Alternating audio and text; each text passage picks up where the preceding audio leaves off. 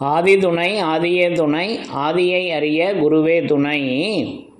மரளி கைதீண்டா சாலை ஆண்டவர்கள் மெய்மதம் மெய்மன ஞானம். பண்டை வேதியர் திங்களூர் வீதி பாதையில் வர கண்டனால் பாவநாசரென்றே தெளிந்தபின் பங்கமானிதம் கேட்டுமே. எல்லோருக்கும் நமஸ்காரம்.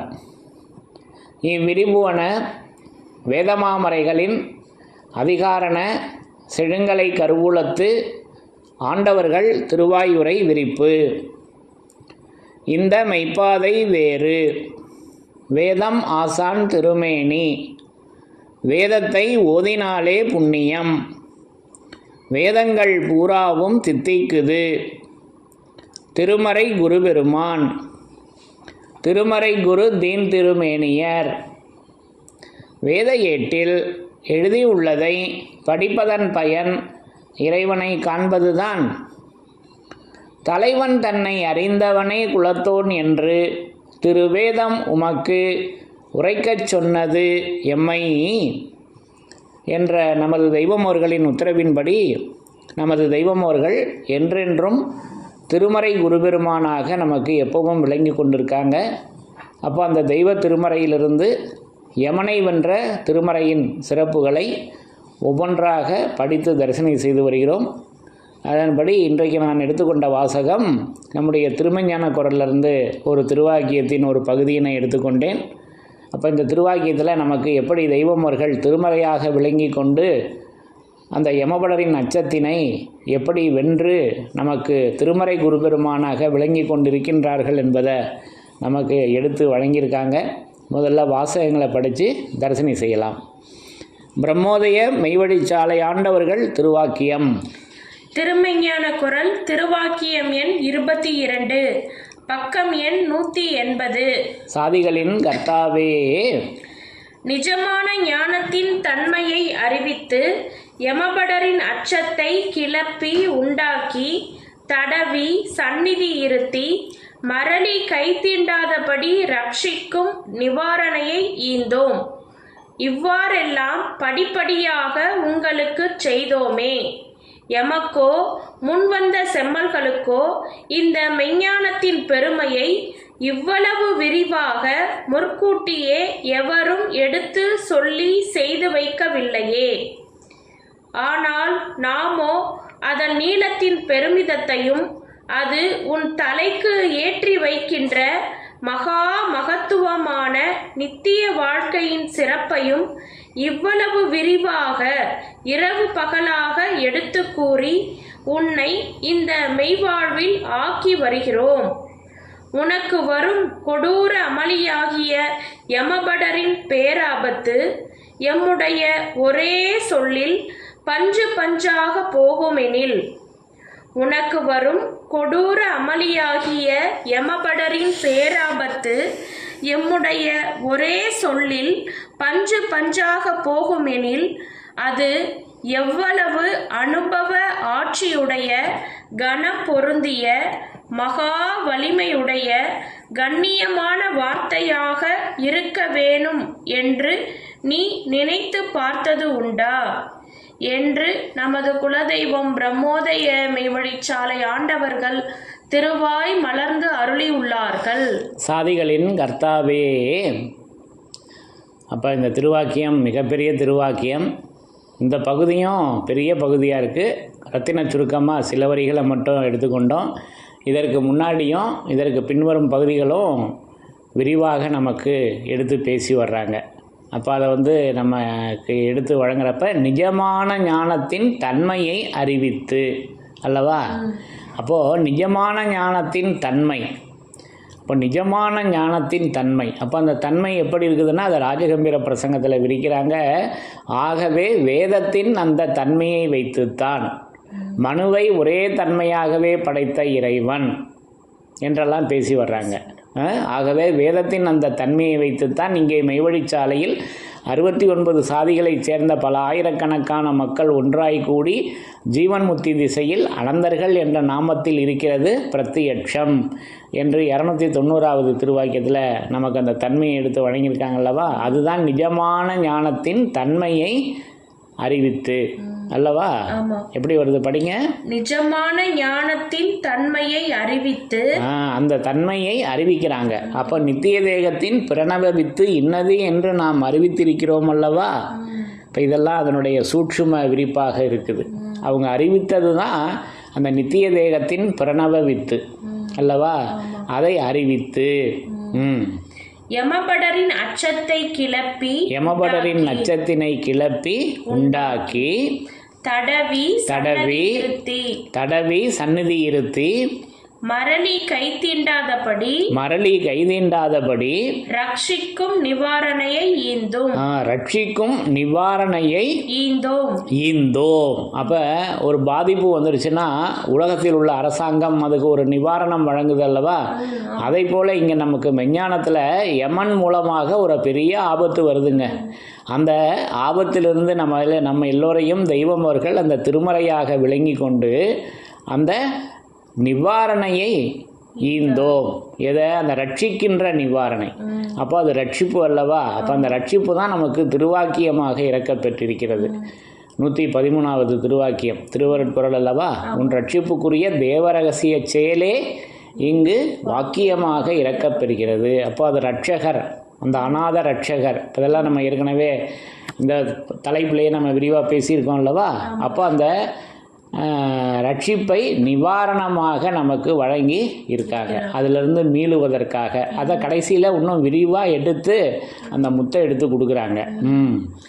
இவ்வாறெல்லாம் படிப்படியாக உங்களுக்கு செய்தோமே, எமக்கோ முன்வந்த செம்மல்களுக்கோ இந்த மெஞ்ஞானத்தின் பெருமையை இவ்வளவு விரிவாக முற்கூட்டியே எவரும் எடுத்து சொல்லி செய்து வைக்கவில்லையே.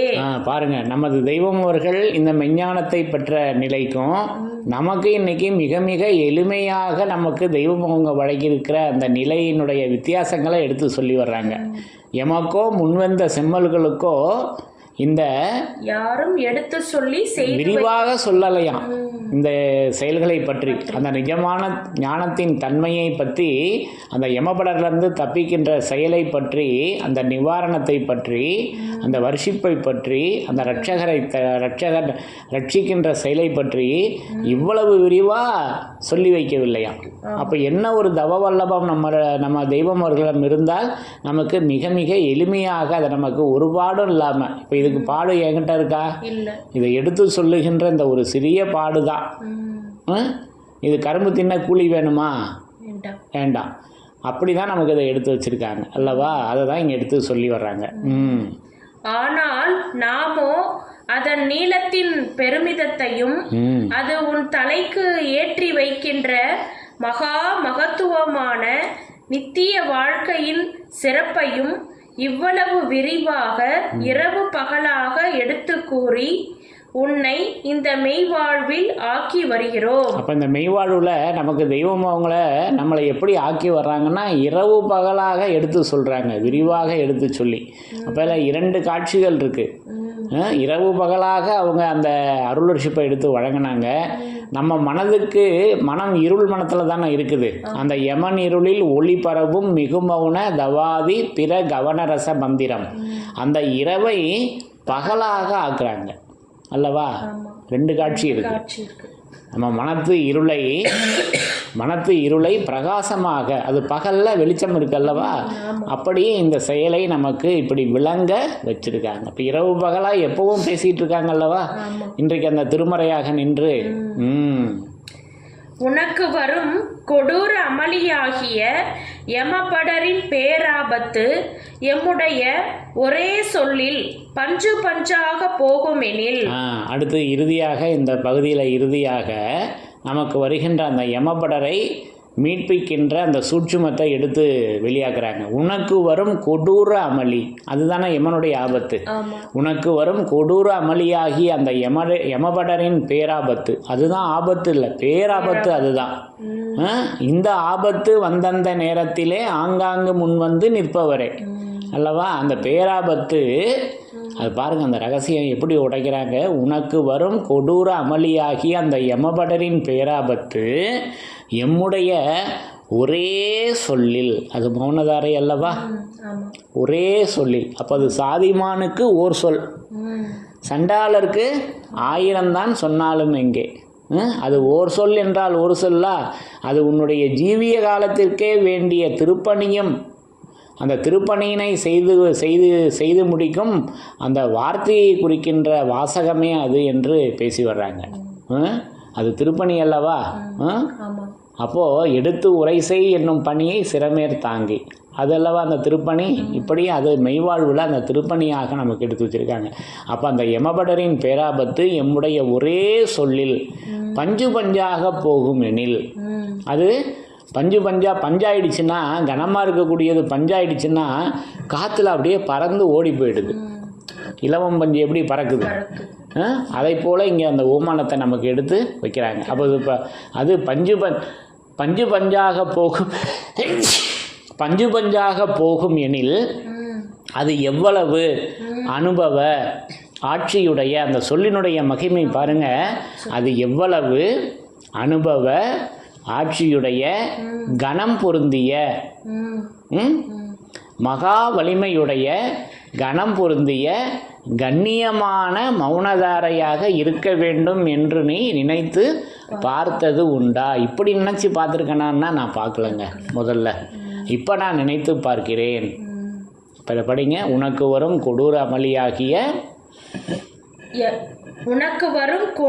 அமளியாகிய யமபடரின் பேராபத்து எம்முடைய ஒரே சொல்லில் பஞ்சு பஞ்சாக போகும் எனில் அது எவ்வளவு அனுபவ ஆட்சியுடைய கணம் பொருந்திய மகா வலிமையுடைய கண்ணியமான வார்த்தையாக இருக்க வேணும் என்று நீ நினைத்து பார்த்தது உண்டா? அப்போ இப்போ நினச்சி பார்க்க வைக்கிறாங்க. அப்போது அந்த சொல், அப்போது குருபீடத்திலிருந்து பிறக்கும் சொல் மனிதனை தேவனாக்கும் சொல்லன்றோ. அப்போது மனிதர்களை தேவனாக ஆக்குவது மெஞ்ஞான மகத்துக்கள் அல்ல. மெஞ்ஞான மகத்துக்கள் ஆலவாயிலிருந்து, மெஞ்ஞான மகத்துக்களின் ஆலவாயிலிருந்து பிறக்கின்ற சொல். நல்லா விளங்கிக்கணும், இங்கே நேராக தான் சொல்லி வர்றாங்க. அப்போது அந்த சொல்லு தான் வேதமாக இருக்குது. என்றைக்கும் இருக்காங்கல்லவா வேதமாக அந்த சைவ திருமேனியில். அப்போ அவங்க துல திருமேனியில் இருந்த காலத்தில் மெஞ்ஞான மகத்துக்கள் அதை சொல்லி அதை ஆக்கி வைக்கிறாங்க. துல திருமேனி மறைந்ததும் சைவ திருமேனி, வேத திருமேனியை அதுக்கு துணி கொடுத்துட்டா அந்த செயல் நடக்குது அல்லவா. இப்படி அதை விளங்கிக்கணும். அப்போது அது குருபீடத்திலிருந்து பிறக்கும் சொல்தான் மனிதனை தேவனாக ஆக்குகிறது என்பதை நான் இப்படி உணர்ந்திருக்கிறேன். அப்போ அந்த சொல் அது ஆப்பான தணிகையரின் சுதன் சொல்வாக்கு. சுதன் என்றால் மகன் என்று பொருள். தணிகையரின் சுதன், அப்போ தணிகையர் பாட்டையாவுங்க. பாட்டையாவர்களுடைய மகன் யார்? நமது தெய்வம் அவர்கள், சாலை ஆண்டவர்கள், மார்கணநாதர் அவர்களுடைய அந்த சொல் வாக்கு அமுதம். நிறைய அந்த சொல்லினுடைய மகிமை இருக்குது. விஞ்ஞான பகுப்பில் நீதி சொல் மனம் வீசும், மாதம் விடாயற்ற ஆதிப்பெண் அவள் வேண்டுமா. நீதி சொல் அல்லவா மனம் வீசுது. இந்த மனம் மூக்கில் உணர முடியுமா? காதில் உணர முடியுங்க. அதனால தான் சொன்னாங்க உலகத்தில் உள்ள வாசனையெல்லாம் நகல். ஏன்னா அசலான வாசனையை செவியில் தாங்க உணர முடியும். ஏன்னா அவங்க தான் தேவர்கள். வாயில் சுவை உணர்வோர் மிருகம், செவியில் சுவை உணர்வோர் தேவர். அப்போது அந்த நீதி சொல் மனம் வீசும். இப்படியெல்லாம் அந்த சொல், அது சொல்லாத நிலையையும் மெய்வழி நூலில் சொல்லி மறைத்து வைத்தேன் சந்ததி கட்காய். எப்படி மறைச்சி வச்சுருக்காங்களாம்? சொல்லி மறைச்சி வச்சுருக்காங்களாம். இப்போ எங்கள் அப்பன் குதிரைக்குள்ளே இல்லைன்னு ஒரு பழமொழி சொல்லுவோம். அதை போல் சொல்லி மறைத்து வச்சுருக்காங்க அந்த ஈசனை, அந்த இறைவனை திருமறையில் அல்லவா. இப்போ இது பூரண புதையில், இப்போ இதெல்லாம் நம்ம வேதத்தின் சிறப்புகளில் படித்து தரிசனம் செய்திருக்கிறோம் அல்லவா. ஆக இதனுடைய விரிப்பு நிறைய பேசி வர்றாங்க சொல். ஆக இப்படி அந்த சொல்லினுடைய மகிமை. அப்போ அது சொல்லறிய நால்வேதம் அங்கம் ஆறும் சுருதி முடி பேசி வரும் வேதாந்தங்கள் என்று 2வது காண்டம் அமுதகலை ஞானபோதம் பேசி வர்றாங்க. அவுட் ஆஃப் சிலபஸ் தான் எடுத்துக்கிட்டேன் சாட்சிக்காக. நிறையா எடுத்து வச்சுருக்காங்க அந்த சொல். அப்போ அது சாதிமானுக்கு ஓர் சொல், அது சண்டாளருக்கு 1000 தான் சொன்னாலும் எங்கே? அப்போ அது அந்த சொல்லாக அவங்க எப்போவும் விளங்கி கொண்டிருக்காங்க அல்லவா? அப்போ அந்த சொல்லின் மகிமை அது அது சொல்லிய பாட்டின் பொருளுணர்ந்து சொல்லுவர் செல்லுவர் சிவபுரத்துள்ளோர் என்றெல்லாம் நமக்கு சிவபுராணத்தில் பேசி வர்றாங்க. சொல்லிய பாட்டின் பொருள் உணர்ந்து.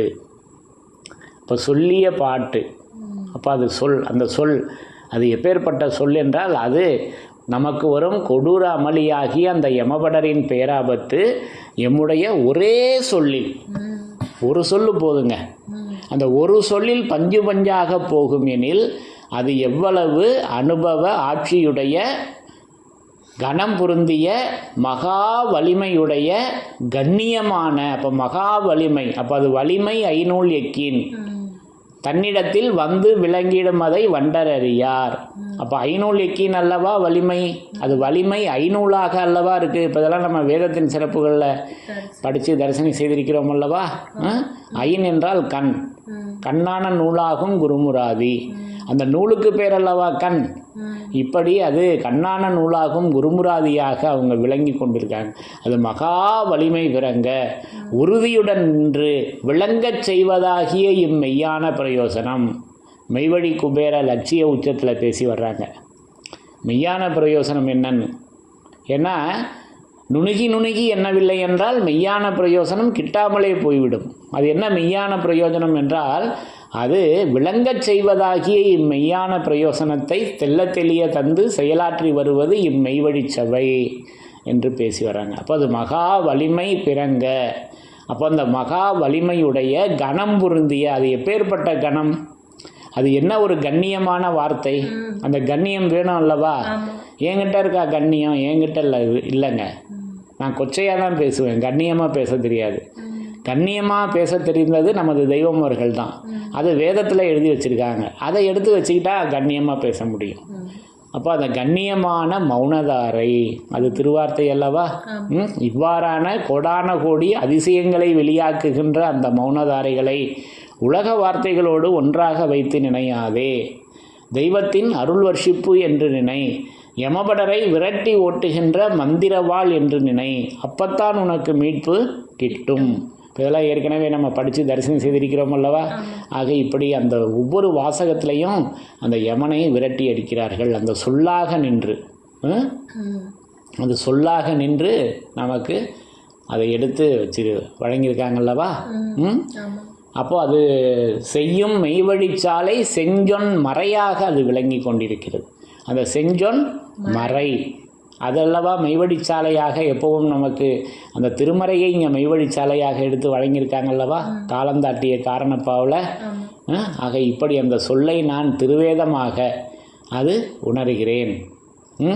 அப்போ இப்படி உனக்கு வரும் நமக்கு வரும் அந்த கொடூர அமளியாகி அந்த யமபடரின் பேராபத்து எம்முடைய ஒரே சொல்லில் பஞ்சு பஞ்சாக போகும் எனில் அது எவ்வளவு அனுபவ ஆட்சியுடைய கணம் பொருந்திய மகா வலிமையுடைய கண்ணியமான மௌனதாரையாக இருக்க வேண்டும் என்று இப்போ நினைத்து பார்க்க வருதுங்க.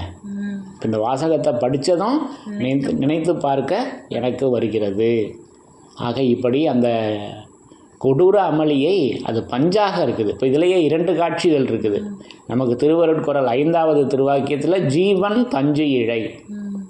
பஞ்சு இழைனா என்னது? நூல். அது ஒரு காட்சி. இங்கே பஞ்சு பஞ்சாக போகுவது என்பது காற்றுல அது எடை இல்லாமல் பறந்து போவதை சொல்கிறேன். 2 விதமான காட்சிகள் இருக்குது அல்லவா. இது நல்லா விளங்கிக்கணும். அப்போது அந்த பஞ்சு அருணாச்சலம் நாமம்லாம் வைப்பாங்க பேர், பஞ்சு அருணாச்சலம். அப்போது அருணாச்சலேஸ்வரர் அந்த ஈசன் சிவபெருமான் அல்லவா, அவங்களுக்கு பேர் பஞ்சு. அப்போ ஜீவன் பஞ்சு இழை, மயிரிழையை காலினும் சிறியது அல்லவா. இப்போ இதெல்லாம் இப்போ நமக்கு தொந்தி கணபதியாக அவங்க எப்பவும் விளங்கி கொண்டு இருக்காங்க அல்லவா. அப்போ அந்த ஜீவனாக அவங்க விளங்கி கொண்டிருக்கிறார்கள். இது ஒரு காட்சி. இங்கே பஞ்சு பஞ்சாக போகுது, பறந்து போகுது. பனிவெல்லம் போலே பாவம் படர்ந்திடும் நிஜமே சொன்னோம் என்று நமக்கு பேசி வராங்கல்லவா. ஆக இப்படி அந்த சொல்லை நமக்கு வண்ணமாக அதை நமக்கு எடுத்து வழங்கி வச்சுருக்காங்கல்லவா. ஆக இப்படி நான் அதை உணர்கிறேன். அந்த திருவேதமாக திருமறையாக அந்த சொல்லை நான் உணர்கிறேன். அப்போ எனக்கு வரும் கொடூர அமளியாகி அந்த யமபடனின் பேராபத்து அந்த சொல்லில் போயிடுதுங்க. அப்போ அது எப்பேற்பட்ட சொல்லாக இருக்க வேண்டும். அப்போ நமது தெய்வம் அவர்கள் நமக்கு வருகின்ற அந்த பேராபத்தினை திருமறையாக அந்த சொல்லாக நின்று விளங்கி கொண்டு நமக்கு அந்த ஆபத்திலிருந்து மீட்டு சொர்க்கபதியில் இப்படி ஆக்கி வைக்கின்றார்கள் என்பதை நான் இந்த திருவாக்கியத்தின் மூலம் இப்படி விளங்கி கொண்டேன், இப்படி உணர்ந்து கொண்டேன் என்று கூறி யமனை வென்ற திருமறையின் சிறப்புகள் தொடரும். தலைவன் தன்னை அறிந்தவனே குலத்தோன் என்று திருவேதம் உமக்கு உரைக்கச் சொன்னது எம்மை. யமனை வென்ற திருமறையின் சிறப்புகள் தொடரும். எல்லோருக்கும் நமஸ்காரம்.